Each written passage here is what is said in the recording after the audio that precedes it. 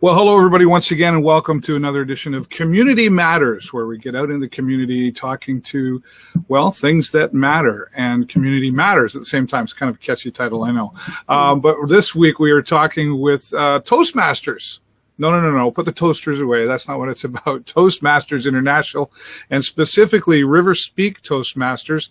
And joining us to talk about that is Gail White. Thanks for being here, Gail. Yeah, thank you for having me. Toastmasters International. Well, I've had the conversation a few times, but for those who maybe don't understand what Toastmasters is, give us that Reader's Digest version. The Reader's Digest version. We are a group that likes to do public speaking. We practice that, but it's not just about public speaking. It's also about leadership and learning how to run groups, and a lot of it is just fun. Yeah, and the group here at Riverspeak Toastmasters, how many people would be involved in that? In Riverspeak Toastmasters, we currently have 10 members. Okay. Yeah, membership sort of comes and goes as people come through town and they join, they get what they need, they have some fun, and then sometimes they just move on. Sometimes people stay for a really long time. Now, I was talking to somebody the other day about that I was going to be speaking with you, and they said, "Oh, I would never get up in front of a crowd of people, and I'm just not that person." Speaking from experience myself, I know it'll be hard to believe for some people. There was a time you couldn't get me to say boo in front of anything. Now that's a different story. Have you seen people come in and seen that transformation because of Toastmasters? Yeah, absolutely. The really fun thing about Toastmasters is it's very low risk. You can come and say 2 words. You can come and say nothing until you're ready. And it's all very positive. I remember the first time I spoke in front of them, I was so nervous. Yeah. And you know, your hands are sweaty, your heart is pounding in your chest, and they were so gracious and lovely, and they laughed at all the right places. Right. Would you say it's easier to speak in front of people you know or people you don't know? That's a very good question. For me, I now have very low anxiety about speaking, so I can speak in front of anybody. I believe that most people are more comfortable with people they know because there's that comfort level. You've already built that rapport with them. So Toastmasters, I mean, the great thing is they tell you when you're done, there's a list of things that you did right. Like you already are really a natural speaker, you have a great voice, you have natural connection with people, just looking them eye to eye. And after that, you're kind of going, wow, I really am that good. And then one little tiny thing that you could maybe work on. So it's very, very positive, very encouraging. And sometimes if all you can do is get up and say, hi, my name's Gail, you still get applause. It's awesome. Right. So it's a positive environment, which is certainly encouraging. What about workshops? Are there, like, I'm a wing it kind of guy, right? Like, you know, I've got my few points here, but I've been doing this 30 years, right? Getting up in front of crowds. I wasn't that way a long time ago, but I was never that scripted guy. Do you have to be scripted, or is there more than one way that Toastmasters lets you do this? We have a couple of things. One is a more formal speech where it's often like 5 to 7 minutes, but we also have this thing called table topics. And this is where I talk about having fun. We have a table topics master who decides what the topic is for the evening. Okay. World politics, maybe. Well, no, I shouldn't say that because we never get that serious. That's a lot of conversation. But so here's the topic. So what's your favorite color and why? And you get to speak 1 to 2 minutes on that. If you can't answer what your favorite color is, you can kind of take it down the rabbit hole and say, well, my favorite color is really kind of undecided, but I really like color in forms of painting. And then you can start talking about painting. Right. So winging it is very easy. If something you like is more scripted, then formal speeches are the way to go. Yeah. So it kind of covers both those personalities, and there's something there for everybody, I guess, is what I was trying to example to everybody then. Yeah, for sure. Even if you just need to learn how to speak in front of your group, you're doing a safety talk, for instance, this gives you the confidence to get up in front of those 10 people, 20, 50 people in the maintenance lunchroom kind of thing, or in your office, and you can even practice your speeches with us. Right. Even one-on-one, I would think this would be helpful for somebody who's maybe going to a job interview, because that can be real nerve-wracking for, I think, most people. Yeah, for sure. And if you want to, once you are part of a group, they can help you practice those questions ahead of time. You can look up some behavior-based questioning and practice that with somebody. That's what we're there for. We're there for support and to have a little bit of fun. Now, does this local group move on into, because I know there's Toastmasters International competitions, right? Is this group a part of that as well? Yeah, so the contests always start at the local level, so you always compete first at your club. And then in Sarnia, Riverspeak is part of Sarnia-Lambton, so we would compete against the 5 other clubs in our area. Okay. The winner of that then would go to London, and then from there to Toronto, and then international. So there's these little steps. Right. Yeah, it makes a lot of fun. Yeah, well, it sounds like a lot of fun, and I've been invited out a few times. I'm not going to lie, I've been asked to get out there, and yeah. I want to. My schedule hasn't just allowed me, but the local group here has got a special event coming up. You've got an open house coming up that would be a good opportunity for many to just check it out and see what you're really all about, and if you're really that fun, Gail. I really am. I am like the most fun person. Yes, our open house is a week tomorrow. October 9th at 7 o'clock, I think, yeah. Oh, sorry, couldn't even remember that. Go at 6 o'clock. It's okay to be early. Go at 6 o'clock, yeah. You'll have dinner at the Landmark Village. It'll be great. It's in Landmark Village. There are meeting rooms just through the dining room and around the corner. We will have people there directing traffic if you want to come. Our meetings are normally an hour and a half. That night we have allowed for an extra half hour to visit, have a refreshment afterwards, sort of find out if you want to join, or even there's other clubs in town. If our Wednesday night group doesn't work, then there are other groups, other nights that might be more accommodating for you. Oh, okay. That's good to know. Yeah. And you got a special guest speaker coming to this open house as well, right? Yes, she is I think she was the District 86 director, right? And she is fantastic. I've never heard anybody speak as well as her. She's really, really good, very personable. I don't think I've ever seen her sweat. Really? She's good. Yeah. Well, I've got it marked down on my calendar. I'm looking forward to that because well, it's obviously something that's a full-time part of my life is speaking, get in front of the camera and audiences and that sort of thing. My wife says I have a switch that once I get the stage or the microphone, I'm a mic.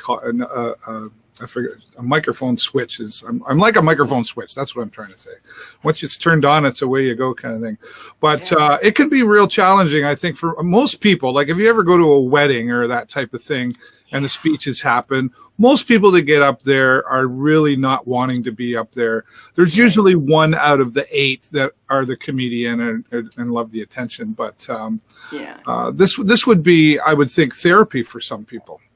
Oh, for sure. If you have anxiety speaking in front of people, this is a really great way to do it in a safe environment, have a little bit of fun, and there's lots of support. So if you are going to do your job as an MC at your friend's wedding, practice on us.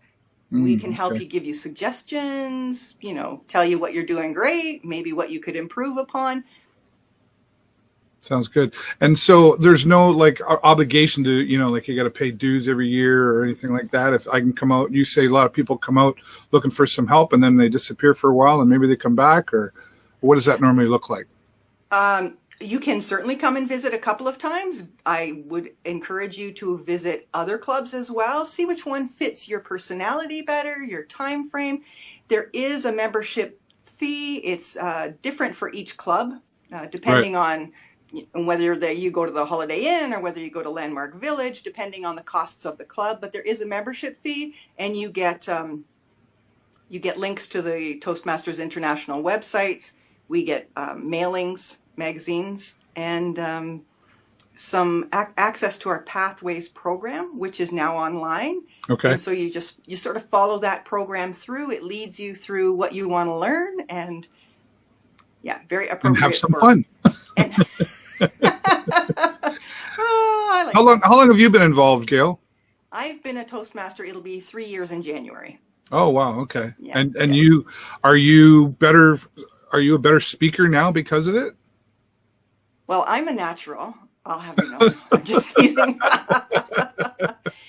Yeah, for sure. I think the table topics helps you speak off the cuff. So if somebody asks you a question, you can think of something right off the hop as you practice that in Toastmasters. But also it helps you learn to write a speech, how to format it, how to have an opening, how to transition from paragraph to paragraph, how to Yeah. close it up. And they also help you practice body language, voice levels, pitch, volume, all of that stuff. So for sure I'm better. Yeah. It's I remember writing speech in public school, and I was Oh, yeah. terrified. I was terrified. Yeah. And I remember dropping one of my cue cards while I was up on stage. You know, the little recipe cards. Right, Yeah, right. and those kind of things happen when you're in front of an audience. Things will go wrong when we're live. I honestly don't think I've ever had a live show where something didn't happen. But that's part of a skill too. That Right. I would think Toastmasters would teach you to go. You got to keep going, though, right? Right, exactly. There's a thing called effective use of pauses.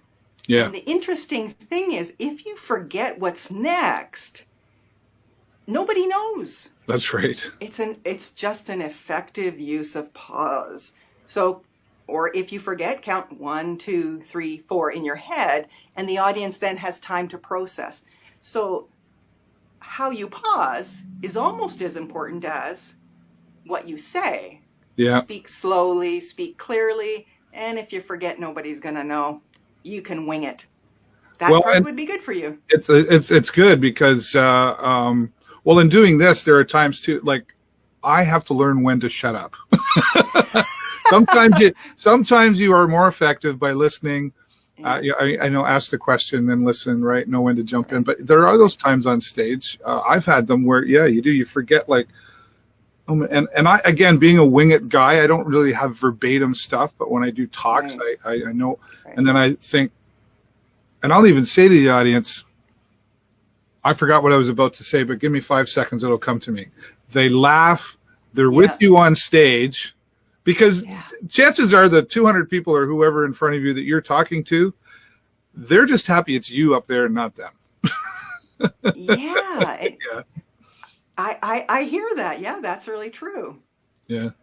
What do the other groups do you all get together and intermingle with Toastmasters locally?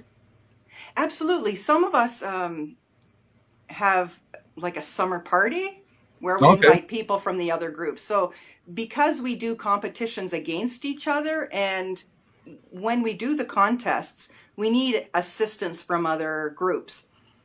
So if we need judges, you can't only have judges from your group, you need judges from the others. Ah, right. So they come in, they listen to your speeches. When you have a contest, you sometimes need a test speaker, because part of being a Toastmaster is learning how to listen, like you just said. So we have an evaluation contest. If you have an evaluation contest, then you need to have a test speaker. So we intermingle, we get along, we have lots of fun together. I'm all about the fun. You really are. I know. Am I repetitive on that part? No, it's okay, because I think seriously though, Gail, I think it's important to put it out there, because I think Riverspeak Toastmasters, maybe the perception of I have to go to this thing. Why would I want to join a club where I have to get up and talk in front of people? Might be the perception, right? Which is maybe one of the reasons we're doing this interview. And I think if people know that they can come to something like this and just have fun, and you don't have to go up and speak. Just go watch people talk. You might be surprised who you see there, and you probably would learn something. Yeah. And I was going to say something, and I totally forgot. Count to 5. 1, 2. I can't remember. Pause and effect. Stop thinking about it.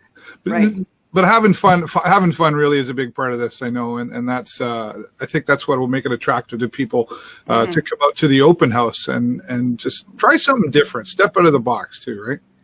Well, you don't have to be you don't have to be any sort of person in order to have fun with this either. When I joined Toastmasters, I thought you had to be a suit. Like you had to wear a suit in your normal daily life or this wasn't going to work for you. That was so wrong. People come from every walk of life. People come just to build their confidence. Some people come to have fun. Have I mentioned fun? Yeah. And some people come for the purpose of wanting to speak better, and that's why I joined. Yeah. Well, I'm hoping I can get out there for it because some people might say, well, yeah, but David, what do you need to go for? You do this all the time. Yeah, but we can always learn and still get better. And if anything, another way to network and what's the word I'm looking for? Have some fun. Well, it's fantastic. Yeah, it's not. Yeah, go ahead. Oh, sorry. I was just going to say it's not as serious as you might think. Yeah. And don't get inside your head about worry. Don't get into the anxiety. Just come, relax, have a muffin. It'll be great. Awesome. Well, fantastic for you being here and talking with me, Gail. Thanks for working through getting here, and we'll look forward to doing our best to get out and see you. And you folks as well, take the time to get out and see the Riverspeak Toastmasters at their open house. You saw the information on the screen. We'll be posting 1, 2, 3, 4. We'll be posting all of the links in the comment section below as well, so you'll be able to get all the information. Gail, thanks so much. I look forward to seeing you on October the 9th. I will look to see you too. Thank you so much for having me on your show. You're welcome. Bye for now. Bye-bye.